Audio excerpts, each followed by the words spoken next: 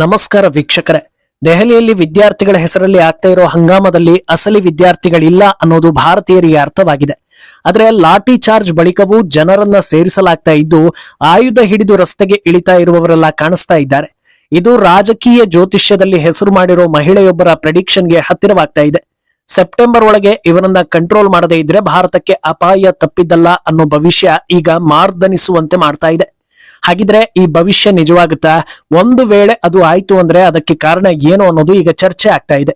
ಇನ್ನೊಂದೆಡೆ ದೆಹಲಿಯಲ್ಲಿ ಬೀಡು ಬಿಟ್ಟಿರೋ ಜಿರಳೆಗಳ ಕುರಿತಂತೆ ಬಗೆದಷ್ಟು ಸ್ಫೋಟಕ ಮಾಹಿತಿಗಳು ರಿವೀಲ್ ಆಗ್ತಾ ಇದೆ. ಅಲ್ಲಿ ಸೇರಿರೋ ಜಿರಳೆಗಳ ಐಷಾರಾಮಿ ಜೀವನ, ಹೈ ಕ್ಲಾಸ್ ಉಪಚಾರಗಳ ಬಗ್ಗೆ ಮಾಹಿತಿ ರಿವೀಲ್ ಆಗಿದೆ. ಇದೇ ವೇಳೆ ವಿದೇಶಿ ಲಿಂಕ್ ಇರೋದಕ್ಕೆ ಇನ್ನೊಂದು ಸಾಕ್ಷ್ಯ ಸಿಕ್ಕಿದೆ.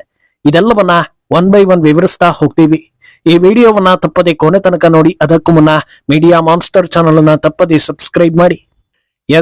ಸತತ 12 ವರ್ಷಗಳಿಂದ ಅಧಿಕಾರ ಬದಲಿಸೋದಕ್ಕೆ ನಾನಾ ರೀತಿಯ ಹೋರಾಟಗಳು ಭಾರತದಲ್ಲಿ ನಡೆದಿವೆ. ಅದೆಲ್ಲವೂ ಕೂಡ ಕೆಲ ತಿಂಗಳು ಅಥವಾ ಕೆಲವೇ ದಿನಗಳಲ್ಲಿ ಎಕ್ಸ್ಪೋಸ್ ಆಗಿವೆ. ಸಿಎಎ ವಿರುದ್ಧ ವರ್ಷಗಟ್ಟಲೆ ಹೋರಾಟ ನಡೆದು ಅದರ ನೆಪದಲ್ಲಿ ದೆಹಲಿ ಗಲಭೆ ಎಬ್ಬಿಸಿ ನೂರಾರು ಜನರ ಹತ್ಯೆಗೆ ಕಾರಣವಾಯಿತು. ಆದರೂ ಉದ್ದೇಶ ಈಡೇರಲಿಲ್ಲ. ಕೃಷಿ ಕಾಯ್ದೆಯನ್ನ ಕೇಂದ್ರ ಸರ್ಕಾರ ವಾಪಸ್ ಪಡೆದ ಬಳಿಕವೂ ಏನಾದ್ರೂ ಒಂದು ನೆಪವನ್ನ ಇಟ್ಕೊಂಡು ರೈತರ ಹೆಸರಲ್ಲಿ ಸತತ ಹೋರಾಟಗಳನ್ನ ನಡೆಸಲಾಯಿತು. ಆದ್ರೆ ಅದಕ್ಕೂ ಕೂಡ ಭಾರತೀಯರು ಯಾಮಾರ್ಲಿಲ್ಲ. ಆದ್ರೆ ಈಗ ನೀಟ್ ಎಕ್ಸಾಮ್ ವಿಚಾರದಲ್ಲಿ ಭಾವನಾತ್ಮಕವಾಗಿ ಹೋರಾಟ ನಡೆಸ್ತಾ ಇರೋದು, ವಿದ್ಯಾರ್ಥಿಗಳ ಹೆಸರಲ್ಲಿ ಯುವಕರನ್ನ ಮುಂದೆ ಬಿಡ್ತಾ ಇರೋದ್ರಿಂದ ಒಂದಷ್ಟು ಜನರಿಗೆ ಗೊಂದಲ ಆಗಿದೆ. ಈ ಸಂದರ್ಭವನ್ನ ಹೀಗೆ ಬಿಟ್ರೆ ಅನಾಹುತ ತಪ್ಪಿದ್ದಲ್ಲ ಅನ್ನೋ ಸಿಗ್ನಲ್ ಸಿಗ್ತಾ ಇದೆ. ಈ ಕುರಿತಂತೆ ಒಬ್ಬರು ಜ್ಯೋತಿಷ್ಯ ಶಾಸ್ತ್ರಜ್ಞೆ ಮಾಡಿದ್ದ ಪ್ರೆಡಿಕ್ಷನ್ ಈಗ ಮತ್ತೆ ಸೌಂಡ್ ಮಾಡ್ತಾ ಇದೆ. ರಾಷ್ಟ್ರೀಯ ಮಾಧ್ಯಮ ಟೈಮ್ಸ್ ನೌನ ಖ್ಯಾತ ನಿರೂಪಕಿ ನವಿಕಾ ಕುಮಾರ್ ಖ್ಯಾತ ಜ್ಯೋತಿಷ್ಯ ಶಾಸ್ತ್ರಜ್ಞೆ ಜೈ ಮದಾನ್ರ ಸಂದರ್ಶನವನ್ನ ಮಾಡಿರ್ತಾರೆ. ಈ ವೇಳೆ ಅವರು ಸಿಜೆಪಿ ಹೋರಾಟವನ್ನ ಆದಷ್ಟು ಬೇಗ ಕಂಟ್ರೋಲ್ ಮಾಡೋದು ಒಳ್ಳೆಯದು. ಯಾಕಂದ್ರೆ ಅಲ್ಲಿ ಕೂತಿರುವವರು ಯಾರು ಕೂಡ ಅನುಭವಿ ಹೋರಾಟಗಾರರೋ ಅಥವಾ ರಾಜಕೀಯ ನಾಯಕರೋ ಅಲ್ಲ. ಅವರನ್ನ ಯಾವ ರೀತಿ ಬೇಕಾದ್ರೂ ಮಿಸ್ಲೀಡ್ ಮಾಡಬಹುದು. ಅಸಮಾಧಾನ ಅನ್ನೋದಕ್ಕೆ ನಿಖರ ಕಾರಣ ಬೇಕಾಗುವುದಿಲ್ಲ. ಪ್ರತಿ ಮನೆಯಲ್ಲೂ ಏನಾದ್ರೂ ಒಂದು ಅಸಮಾಧಾನ ಇದ್ದೇ ಇರುತ್ತೆ. ಅಂಥದ್ರಲ್ಲಿ 140 ಕೋಟಿ ಜನರಿರೋ ದೇಶದಲ್ಲಿ ಅಸಮಾಧಾನ ಹುಟ್ಟೋದು ಅಚ್ಚರಿಯ ಸಂಗತಿ ಏನೂ ಅಲ್ಲ. ಆದ್ರೆ ಈ ಹೋರಾಟಗಾರರನ್ನ ನೋಡಿದ್ರೆ ಆತಂಕ ಆಗ್ತಾ ಇದೆ. ಯಾಕಂದ್ರೆ ಇವರನ್ನ ಯಾರಾದ್ರೂ ಮಿಸ್ಲೀಡ್ ಮಾಡಿದ್ರು ಅಂದ್ರೆ ಅದು ದೊಡ್ಡ ಹಂತಕ್ಕೆ ತಲುಪುವ ಸಾಧ್ಯತೆ ಇದೆ ಅಂತ ಹೇಳ್ತಾರೆ. ಈ ವೇಳೆ ನಿರೂಪಕರು ಅಷ್ಟೊಂದು ಅಪಾಯ ಇದೆಯಾ ಅಂತ ಅಚ್ಚರಿ ಪಡ್ತಾರೆ. ಯಾಕಂದ್ರೆ ಆ ಹೊತ್ತಲ್ಲಿ ಕೇವಲ ಬೆರಳೆಣಿಕೆ ಹೋರಾಟಗಾರರು ಮಾತ್ರ ಸ್ಥಳದಲ್ಲಿ ಇದ್ದಿದ್ದು. ಅದಕ್ಕೆ ಪ್ರತಿಕ್ರಿಯಿಸೋ ಜೈ ಮದಾನ್ ಈ ಹಿಂದೆ ಅಣ್ಣಾ ಹಜಾರೆ ನಡೆಸಿದ ಹೋರಾಟದ ತೀವ್ರತೆಯನ್ನ ಈ ಹೋರಾಟ ಪಡೆಯೋ ಸಾಧ್ಯತೆ ಇದೆ. ಸೆಪ್ಟೆಂಬರ್ ಒಳಗೆ ಇವರನ್ನ ಕಂಟ್ರೋಲ್ ಮಾಡಲಿಲ್ಲ ಅಂದ್ರೆ ಭಾರತಕ್ಕೆ ದೊಡ್ಡ ಮಟ್ಟದಲ್ಲಿ ಅಪಾಯ ಎದುರಾಗಬಹುದು. ನನ್ನ ರಾಜ್ಯ, ನನ್ನ ದೇಶದ ಬಗ್ಗೆ ಕಾಳಜಿ ಇರೋದ್ರಿಂದ ಈ ಮಾತನ್ನ ಹೇಳ್ತಾ ಇದ್ದೀನಿ ಅಂತ ಅವರು ಹೇಳಿರ್ತಾರೆ. ಇದು ಸುಮಾರು 1 ತಿಂಗಳ ಹಿಂದಿನ ಸಂದರ್ಶನ. ಇನ್ನೂ ನಿಖರವಾಗಿ ಹೇಳೋದಾದ್ರೆ ಸಿಜೆಪಿ ಅನ್ನೋ ಪಕ್ಷ ಆಗತಾನೆ ಸದ್ದು ಮಾಡ್ತಾ ಹೋರಾಟಕ್ಕೆ ಕುಳಿತಿದ್ದ ಸಂದರ್ಭ. ಆಗ್ಲೇ ಇದನ್ನ ಪ್ರೆಡಿಕ್ಟ್ ಮಾಡಿದ್ರು. ಈಗ ಅದಕ್ಕೆ ತಕ್ಕಂತೆ ಇದ್ದಕ್ಕಿದ್ದಂತೆ ಬೆಂಬಲ ಕೊಡುವವರ ಸಂಖ್ಯೆ ಹೆಚ್ಚಾಗ್ತಾ ಇದೆ, ಭಾಗಿಯಾಗ್ತಾ ಇರುವವರ ಸಂಖ್ಯೆ ಹೆಚ್ಚಾಗ್ತಾ ಇದೆ.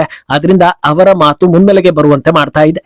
ಅಯ್ಯೋ, ಯಾರೋ ಜ್ಯೋತಿಷ್ಯ ಹೇಳ್ಬಿಟ್ರೆ ಅದೆಲ್ಲ ನಿಜವಾಗಿ ಬಿಡುತ್ತಾ? ದೇಶದಲ್ಲಿ ಭವಿಷ್ಯ ಹೇಳ್ತೀನಿ ಅಂತ ನಾಮ ಇಟ್ಕೊಂಡು ಬುರುಡೆ ಬಿಡೋ ಎಷ್ಟೋ ಜನರು ಇರೋವಾಗ ಇಂಥ ಪ್ರೆಡಿಕ್ಷನ್ಗಳು ಕಾಕತಾಳೀಯ ಅನ್ನೋ ಹಾಗೆ ಮ್ಯಾಚ್ ಆಗಿರ್ಬೋದು. ನಂಬೋದಕ್ಕೆ ಸಾಧ್ಯನಾ ಅನ್ನೋ ಪ್ರಶ್ನೆ ಹುಟ್ಟೋದು ಸಹಜವೇ. ಆದ್ರೆ ಇಲ್ಲಿ ಗಮನಿಸಬೇಕಾಗಿರೋದು ಅವರು ಭವಿಷ್ಯ ಹೇಳಿದ್ರು ಅನ್ನೋದಕ್ಕಿಂತ ಹೆಚ್ಚಾಗಿ ಅನಾಹುತಕ್ಕೆ ಅವರು ಕೊಡ್ತಾ ಇರೋ ಕಾರಣ, ಅದು ಮಿಸ್ಲೀಡ್ ಅಂತ. ಅದೇ ಈಗ ನಡೀತಾ ಇರೋದು. ನೀಟ್ ಹೆಸರಲ್ಲಿ ಆರಂಭವಾದ ಹೋರಾಟದಲ್ಲಿ ನೀಟ್ ಪರೀಕ್ಷೆಗಿಂತ ಹೆಚ್ಚಾಗಿ ಕಾಶ್ಮೀರವನ್ನ ಬೇರ್ಪಡಿಸಬೇಕು, ಮೋದಿ ರಿಸೈನ್ ಮಾಡಬೇಕು, ಆರ್ಟಿಕಲ್ 370 ವಾಪಸ್ ತರೋದು, ಇಂಥ ಬೇರೆ ಬೇರೆ ವಿಚಾರಗಳೇ ಜಾಸ್ತಿ ಸದ್ದು ಮಾಡಿರುವಾಗ ಮಿಸ್ಲೀಡ್ ಆಗಿಲ್ಲ ಅಂತ ಹೇಳೋದಕ್ಕೆ ಚಾನ್ಸೇ ಇಲ್ಲ.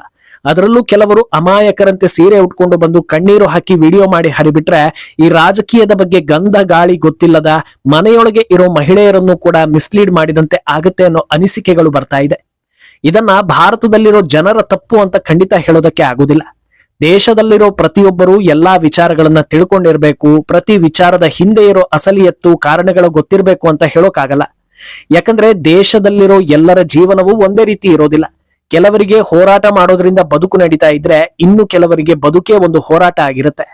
ಅವರೆಲ್ಲ ದೇಶದ ಸಮಸ್ಯೆಗಳನ್ನ ತಿಳ್ಕೊಂಡು ಕೂರ್ಬೇಕಾಗಿಲ್ಲ.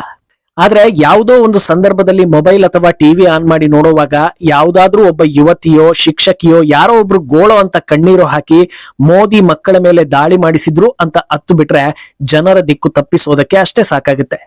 ಅಸಲಿ ವಿಷಯ ಗೊತ್ತಿಲ್ಲದ ಜನರು ಕಣ್ಣೀರಿಗೆ ಕರಗಿ ಹೋಗಿ ಬಿಡ್ತಾರೆ. ಇದೇ ರೀತಿ ಒಬ್ಬೊಬ್ಬರೇ ಸೇರಿಕೊಂಡ್ರು 140 ಕೋಟಿ ಜನರಿರೋ ದೇಶದಲ್ಲಿ ಬೆಂಕಿ ಹಚ್ಚೋದಕ್ಕೆ ಎಷ್ಟು ಹೊತ್ತು ಬೇಕು ಅನ್ನೋದನ್ನ ನೀವೇ ಯೋಚನೆ ಮಾಡಿ. ಈ ಆಯಾಮದಲ್ಲಿ ನೋಡಿದ್ರೆ ಆ ಭವಿಷ್ಯದಂತೆ ಸೆಪ್ಟೆಂಬರ್ ಹೊತ್ತಲ್ಲಿ ಇದು ತೀವ್ರತೆ ಪಡೆಯೋದ್ರಲ್ಲಿ ಅಚ್ಚರಿ ಇಲ್ಲ ಎನ್ನಿಸ್ಕೊಳ್ತಾ ಇದೆ. ಇನ್ನು ಈ ಹೋರಾಟದಲ್ಲಿ ಭಾಗಿಯಾಗಿರುವವರ ಪೈಕಿ ಸ್ಟೂಡೆಂಟ್ಸ್ ಗಳಿಗಿಂತ ದುಷ್ಕರ್ಮಿಗಳೇ ಜಾಸ್ತಿ ಇದ್ದಾರೆ ಅನ್ನೋದು ಪ್ರತಿನಿತ್ಯ ಸಾಮಾಜಿಕ ಜಾಲತಾಣಗಳು ಹಾಗೂ ಟಿವಿಯಲ್ಲಿ ಬರೋ ದೃಶ್ಯಗಳಿಂದ ಗೊತ್ತಾಗ್ತಾ ಇದೆ. ಆದ್ರೆ ಇವರೆಲ್ಲ ಅಲ್ಲಿ ಒಟ್ಟು ಸೇರಿರೋದು ಹೇಗೆ? ವಾರಗಟ್ಲೆ ಹೋರಾಟ ನಡೆಸೋ ಟೈಮ್ ಇವರಿಗೆ ಇದೆಯಾ? ಉದ್ಯೋಗ ಇಲ್ಲದವರಾದ್ರೂ ಹೊಸದಾಗಿ ಏನನ್ನಾದ್ರೂ ಕಲಿಯೋಣ, ಹೊಸ ಪ್ರಯತ್ನ ಮಾಡೋಣ, ನನ್ನ ನೆಚ್ಚಿನ ಕೆಲಸ ಸಿಗೋ ತನಕ ಅದಕ್ಕೆ ಪ್ರಯತ್ನ ಮಾಡೋದರ ಜೊತೆಗೆ ಬೇರೆ ಇನ್ನೇನಾದ್ರೂ ಮಾಡ್ತಾ ಇರೋಣ ಅಂತ ಯೋಚಿಸ್ತಾರೆ.